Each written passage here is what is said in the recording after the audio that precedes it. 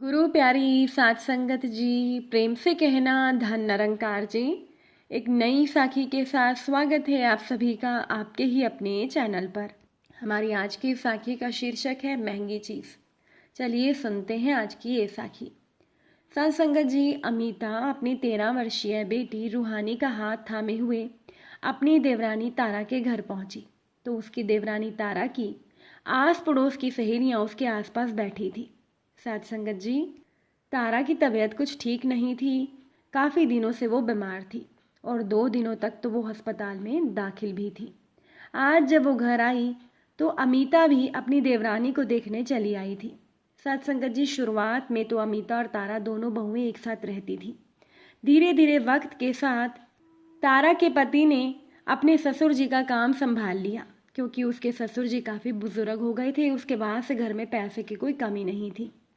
अब तारा को अपना ससुराल वाला घर पुराना लगने लगा तो वो अपने पिता के घर में रहने आ गई।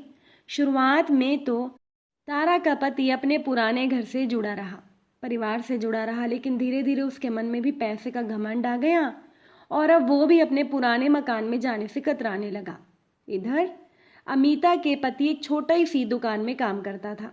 बड़ी मुश्किल से वो अपनी बेटी को एक अच्छे स्कूल में पढ़ा पा रहा था ताकि उसकी बेटी का भविष्य बन जाए।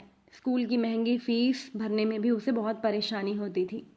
कभी कभार तो दोनों पति पत्नी त्योहार पर भी नए कपड़े नहीं खरीद पाते थे, लेकिन फिर भी दोनों के मन में एक संतुष्टि थी कि वो अपनी बेटी को अच्छी शिक्षा दे रही हैं। जब अमिता अपनी देवरानी तारा के पास गई तो तारा कहने लगी, अरे दीदी, आप इनसे कह देती हम आपके लिए कार भिजवा देते, आप तो पैदल आई होंगी। अमिता ज़बरदस्ती मुस्कान लाते हुए बोली, अरे कोई बात नहीं, मुझे तो पैदल चलने की आदत है ना। तो तारा बोली, हाँ, आपको तो पैदल चलने की ही आदत होगी, आप लोगों के पास तो कोई स्कूटर भी नहीं है। लेकिन वो क्या है ना कि मुझे और मेरी बेटी को तो ज़रा भी पैदल चलने की आदत नहीं। हम तो जहाँ कहीं भी जाते हैं तो हमारे लिए अलग से कार है। तभी तारा की 11 वर्षीय बेटी एक चॉकलेट खाती हुई उसके पास आ गई और कहने लगी, माँ, अब मुझे ये चॉकलेट नहीं खानी, मैं कुछ और खाने जा रही हूँ। तो तारा ने उसके हाथों से चॉकलेट ले ली। फिर उसने अपनी जेठानी से कहा, लो दीदी, अपनी बेटी को मेरी बेटी की ये जूठी चॉकलेट खिला दो। तुम्हारी बेटी को ये सब महंगी चीज़ें कहाँ खाने को मिलती होंगी। अब अमिता सभी लोगों के सामने अपमानित हो गई, लेकिन वो बड़े प्यार से बोली, नहीं छोटी, मेरी बेटी ये चॉकलेट नहीं खाएगी। तो तारा उसका मजाक बनाते हुए बोली, हाँ हाँ, आपकी बेटी ऐसी चीज़ें कहाँ खाती होगी जब इसे खाने को मिलता ही नहीं होगा, इसे आदत कहाँ से होगी। खैर छोड़ो, इतनी महंगी चॉकलेट थी, बर्बाद हो जाती, इसीलिए मैंने आपको पूछ लिया। इतना कहकर उसने चॉकलेट को वहीं मेज पर रख दिया। अब अमिता से वहाँ रुका नहीं गया। तभी तारा घमंड में भरकर बोली, अच्छा दीदी, मैंने अपनी कुछ कम इस्तेमाल की हुई साड़ियाँ और कपड़े अलग से निकाल कर रखे हैं, जाते हुए वो आप ले जाना, कहीं शादी में पहनने के काम आ जाएंगे। अब अमिता उठ खड़ी हुई और कहने लगी, नहीं, मैं यहाँ कुछ लेने नहीं आई, मैं तो तुम्हारा हाल चाल पूछने आई थी। अच्छा, अब मैं चलती हूँ। इतना कहकर वो अपनी बेटी का हाथ थाम कर वहाँ से निकल गई। बाहर निकलते निकलते अमिता की आंखों में आंसू भी आ गए। अमिता ने सोचा, भले ही हम गरीब हैं, लेकिन इसका मतलब ये नहीं कि हम किसी की उतरन या जूठन उन्हीं के लायक हैं। अमिता ने सोचा कि तारा की जिंदगी में पैसे की कोई कमी नहीं, लेकिन तारा की सोच विचार ही अच्छी नहीं है।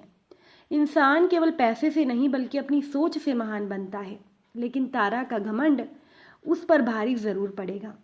अमिता को याद आने लगा कि पिछली बार ऐसे ही जब वो अपनी देवरानी तारा की शादी की सालगिरह पर आई थी, तब भी उसकी देवरानी तारा ने उसका अपमान करने में कोई कमी नहीं छोड़ी थी। वैसे तो वो उसे कह रही थी कि दीदी, आप बहुत हल्के कपड़े पहन कर आई हो, मेरे मेहमान देखेंगे तो वो क्या सोचेंगे कि मेरी जेठानी इतनी गरीब है। तो आप मेरे कमरे में चलो, मैं आपके लिए एक अच्छी सी साड़ी निकाल देती हूँ, आप वो ही पहन लेना। तब अमिता ने उसे उसका उपहार देते हुए कहा, दरअसल मेरे पड़ोस में भी मेरी एक सहेली का जन्मदिन है, मुझे वहाँ भी जाना है, तो मैं अब जा रही हूँ। तो तारा कहने लगी कि दीदी, आप खाना तो खा कर जाइए, बहुत अच्छा खाना बनवाया है मैंने, आपने तो ऐसा खाना कभी खाया भी नहीं होगा। उस समय अमिता को बुरा लगा कि उसकी देवरानी उससे छोटे होते हुए भी उसका अपमान कर रही है, लेकिन फिर भी अमिता ने कुछ नहीं कहा, क्योंकि अमिता को लगा कि जिनको पैसे का घमंड होता है उसे तो भगवान और समय ही जवाब दे देता है। उस दिन के बाद से अमिता ने देवरानी के घर जाना छोड़ दिया था। लेकिन आज देवरानी की तबीयत के बारे में सुनकर अमिता खुद को रोक नहीं पाई और देवरानी के घर आ गई। लेकिन आज भी उसने देखा कि भले ही उसकी देवरानी बीमार थी, लेकिन उसका घमंड अभी भी उतना ही था। इधर तारा भी मुंह बिचकाते हुए सोचने लगी कि इन लोगों पर जब एहसान करने की सोचो तो ये घमंड दिखाने लगते हैं। खैर छोड़ो, मुझे क्या, पहने वही पुराने कपड़े। सच में आजकल तो भलाई का ज़माना नहीं रहा। समय गुजरता चला गया। एक दिन खबर मिली कि तारा की बेटी फिसल कर गिर गई है और उसके सर पर चोट भी लगी है। तो अमिता फिर से बच्ची को देखने के लिए तारा के घर आ गई। भले ही पिछली बार तारा ने उसका बहुत अपमान किया था, लेकिन ऐसे समय पर अमिता देवरानी के घर जाए बिना नहीं रह पाई। लेकिन इस बार अमिता अपनी बेटी को स्कूल में छोड़ कर आई थी। वो तारा के घर पहुंची तो तारा परेशान बैठी थी। उसने अमिता को देखते ही कहा, दीदी बड़ी भारी मुसीबत हो गई, मैं तो बहुत परेशान हूँ। अमिता कहने लगी, क्या हुआ, बेटी को ज़्यादा चोट लग गई क्या? तो ये सुनकर तारा रोते हुए बोली, चोट तो थोड़े दिनों में ठीक हो जाएगी दीदी, लेकिन डॉक्टर ने कुछ टेस्ट किए हैं तो बताया है कि मेरी बेटी का जो शुगर है वो काफ़ी बढ़ गया है। मेरी इतनी सी बच्ची को मधुमेह की बीमारी हो गई। इतना कहकर वो जोर जोर से रो पड़ी। अमिता ये सुनकर हैरान रह गई। अब वो सांत्वना देने के अलावा करती क्या?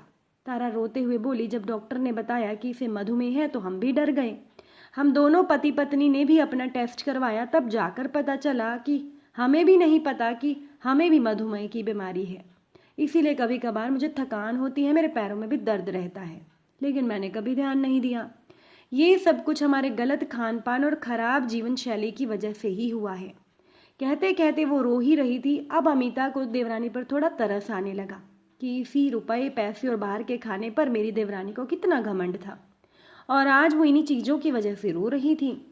खैर देर तक रोने के बाद तारा बोली कि अब तो हमें परहेज वाला खाना खाना है, अब तो हमारी दवाइयाँ भी लग गई हैं।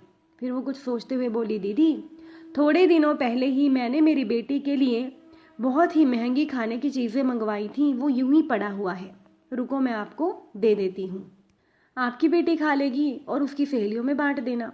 हालांकि इस बार वो घमंड वाले अंदाज में नहीं बोल रही थी, लेकिन अमिता बोली, नहीं मेरी बेटी को ये खाने की आदत नहीं है, ये तो तुम्हें भी पता ही है ना। इतना कहकर वो खड़ी हुई और वहाँ से वो निकल गई। तारा के पास तो पछताने के अलावा और कोई चारा नहीं था। वो रेस्टोरेंट के खाने को, महंगी टॉफ़ी, महंगी चॉकलेट को अपना स्टेटस सिंबल मानने लगी थी। लेकिन साथ संगत जी, उन्हीं सारी चीज़ों की वजह से आज उसकी बेटी और उनकी खुद की तबीयत और सेहत खराब हो गई थी। सत्संगत जी, कभी भी इंसान को किसी चीज़ का घमंड नहीं करना चाहिए, क्योंकि घमंड कभी ना कभी इंसान को नीचे गिराने का ही काम करता है। आजकल के समय में जहाँ पर एक स्वस्थ शरीर पाना इतना मुश्किल होता जा रहा है, वहाँ पर तो खाने पीने में ज़रा सी असावधानी बड़ी महंगी पड़ जाती है। तो साथ संगत जी, अगर आज की ये साखी आपको अच्छी लगी हो, वीडियो को लाइक शेयर ज़रूर करिएगा। आप सभी से फिर मुलाकात होगी नई साखी के साथ। साथ संगत जी, प्यार से कहना, धन निरंकार जी।